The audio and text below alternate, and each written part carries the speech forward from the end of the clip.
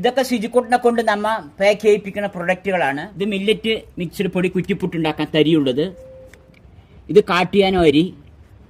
ഇത് millet mix കഞ്ഞിയൊക്കെ വെച്ച് കുടിക്കാനുള്ളത്. വരാഗ്, കുതിരവാലി, ശർക്കരപ്പൊടി, പിന്നെ കുതിരവാലി, മഞ്ഞൾപ്പൊടി, ചാമ, പനിവരക്, കമ്പ്, 10 തരം മില്ലറ്റുകൾ ചേർത്ത് പൊടിച്ചിട്ടുള്ള നൈസ് പൊടിയാണിത്.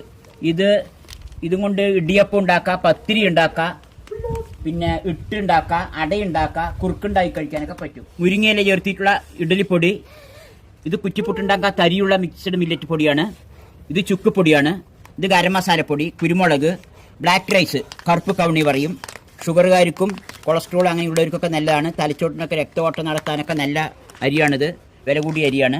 പിന്നെ നാടൻ ചുക്ക് ഇതെല്ലാം നമ്മ സുജിനെ കൊണ്ട് പാക്ക് ചെയ്ത് വിൽക്കുന്ന സാധനമാണ്. ഇല്ല ശരിക്കുട്ടാ.